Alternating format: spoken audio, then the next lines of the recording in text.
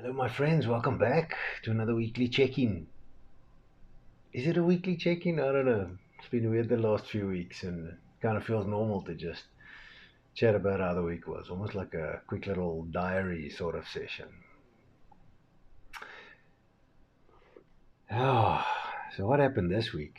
Actually, firstly, how are you? Have you had a good week? Have you been stepping out for Jesus this week? Have you got some tremendous news you get to share from something Jesus personally did in your life? Perhaps healing or something you went through? Praying for somebody and what they received. I have two, mainly two things that stood out for me this week. And again, near the end of the week, it's a lot of fun now. How the Lord just works and how the Lord just does his stuff. And the first one was on Friday again, in the gym again. I remember there's actually a few times this week I remember I said to a few people, getting back in the gym, starting training, starting exercising. I don't, I don't know if I can really call it a deal that I made with the Lord, but for the lack of a better term, it's something that I said to him. And knowing that I need to exercise my body, I need to train because, as you know, I've been sitting around for a long time and I got fat. It's time to do something about it. Not that not a fan of exercise. I love exercise. I love training in the gym. I thoroughly enjoy that gym sore, that gym hurt. And but one of the things I said a few times this week to people was that, with me being in the gym, is I said to the Lord that, Lord, I'm going to take this ground for you. Not I want to, I'm going to.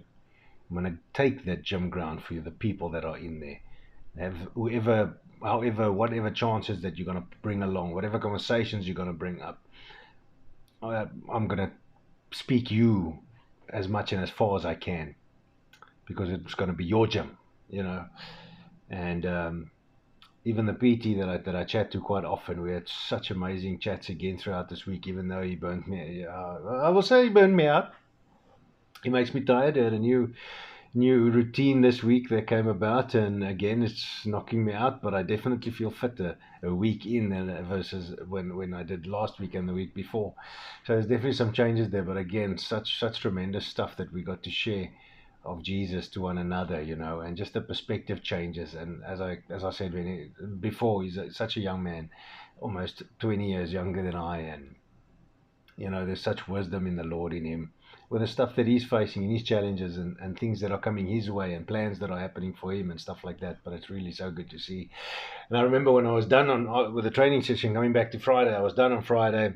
I was on my way to the locker room just to go wash my hands, and on the way there, for some reason, I think of the reception lady who I chat to often. We often chat almost, well, I want to say almost, but I think it's every time that I walk in the gym, I just have to remind her that Jesus loves her, asking how she is, how her day is on the way out. And on the way to the locker rooms to go wash my hands, and I just think of her, and I'm like, Lord, I feel like there's something there. Is there something you need for me to say to her? Is there a word of wisdom? Is there, maybe a prophetic word? Is there something? I don't know. It feels like I need to. There's something that's there.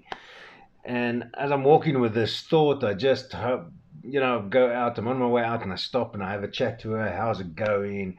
And then for the first time in almost months now that I'm back there, I just ask her which church she goes to, and she said she doesn't go to any church right now because she's still new-ish in PE and came here to study originally, but now she's still here, got a job, so don't really have a big friend group by the sounds of things. And she's somebody that says she says she loves Jesus, so, and you can see her pick it up. So I'm assuming she's also in a place where she doesn't go out a lot or oftentimes like that and stuff. And so I had the opportunity to chat to her and invite her to our church. And I didn't put pressure. It was interesting. I let her go. I said, think about it for the day. This is the information. Think about it for the day. And tomorrow morning when I'm back in the gym, let's chat. And, if you're cool, if you're happy with it, I'm going to give you my friend's number, which is one of the ladies at the church, and she'll be in touch with you. And if you need a lift, we'll get fetch you, whatever. So, and I left it there. A very good Friday. What an exciting Friday. A busy one, driving up and down, and just a lot of things that kind of happened. It was a lot of fun, and not quite the opportunity that I wanted to help a friend out. Couldn't, but it was busy. I was with my manager. His car was in for a service or something, and so we had a few things that we needed to do, and that was pretty fun. And then on Saturday morning, when I'm in the gym again, do my training and stuff, I nearly didn't go. I was mugh on Saturday morning. I was crazy, and I was sitting there. Well, while I was still lying in my bed, going, "Ugh, I really don't want to go. I really don't want to go today." And then I remembered this conversation. The Lord reminded me that I said I will be there today and check in with you with regards to what we spoke about. And that reminded me of the scripture where God says, "Let your yes be yes and your no be no. Anything else is from the evil one." And I just want to say that I want to add with this that sort of feeling that happened, that made me accountable. It gave me a responsibility. It made me accountable, because what person would I have been if I didn't be there, if I wasn't there or didn't get there to follow up on that? And it adds to a thought that can come going, if I didn't go, a soul could have been lost. Maybe not, but we can't think about that, because I created the responsibility myself by stepping out for Jesus, and I have the responsibility to go back. And even though I love training and I'm still getting back in the training regime and stuff, I train alone. I don't have anybody. I don't have a gym buddy or whatever. So I need to get disciplined myself. But I know the importance of becoming disciplined. And even me, I struggle. Everybody still struggles, I think, sometimes. And that thought right there, when God reminded me, but listen, you said you'll be back to check in on that girl. And I said, Lord, I'm getting up. I'm going to gym right now. So I got up and I went to gym and stuff, and it worked out fantastic. She couldn't join us today, however, because she was working again today, and but saying she's keen to join next week. So I exchanged number. I said, well, just in case, for not to randomly pop a message to somebody that might not know, I said, well, send me a message as soon as you're ready and you're cool. I gave my number, and I'll pass that along as soon as that comes through. So that was pretty cool. It's really nice to have these sort of things, to know that you have in the moments. This is what this picture painted for me. You have the in the moment stuff that happens. Sometimes and I think I've mentioned something like this before. You let it go sometimes, and you give people a chance to work through things. Whether they do or whether they don't in the day you give them is fine. But there was an urgency, and it was slightly less. Um, Not really less urgent to that extent, but she was already saved, this lady. As far as I can tell, she's definitely saved. So I'm just trying to get her involved in a community where, because Christians shouldn't walk alone. I'm a firm believer that believers in Jesus, children of the God, should not walk alone, because isolation, you get beat up there. You lose battles there. And I've seen it too many times. I've lived it too many times to just let it go. And then after gym session on Saturday morning, it was one of the every second Saturday, a mate of mine and I, we normally pop out we join each other, we meet up for a cup of coffee, and we have some nice chats, pretty much generally about the Lord and stuff like that. And then we have a plan to actually grow this into a nice little group of men just getting together and just chatting, encouraging each other, just whatever.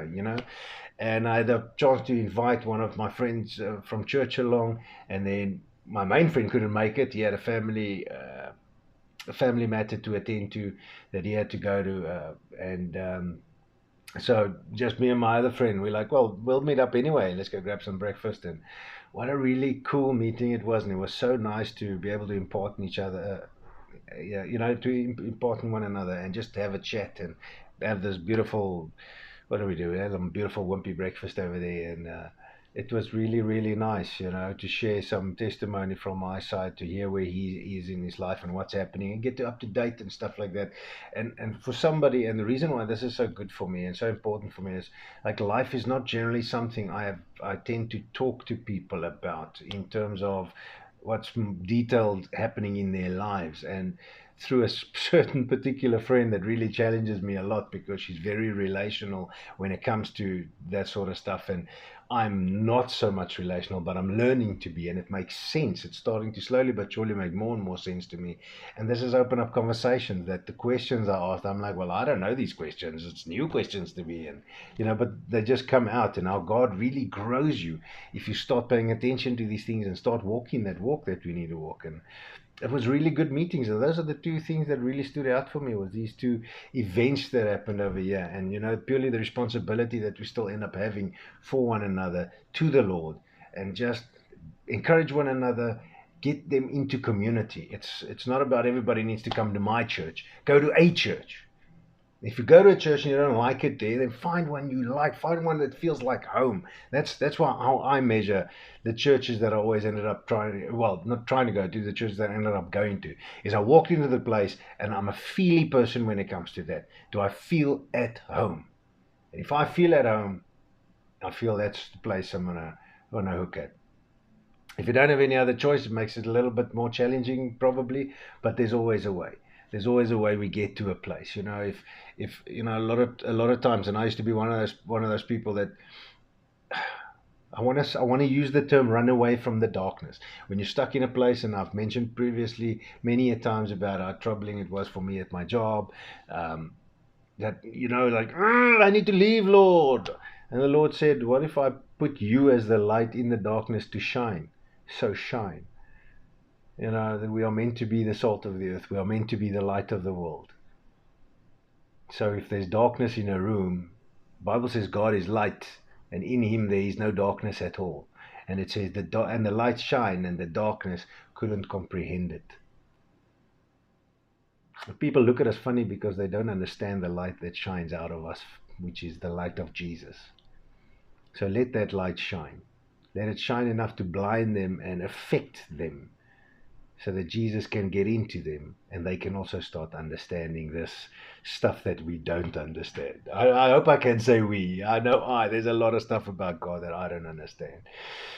But yeah, that was just a quick one for this week, a little catch update. I hope it encourages you to hear what you can do, and a little bit of something extra, a little bit of something different, maybe a fresh perspective on something. But reach out to people, chat to people, find out how it's going, have relationships with people, build friendships, build those kingdom relationships with people. They are important.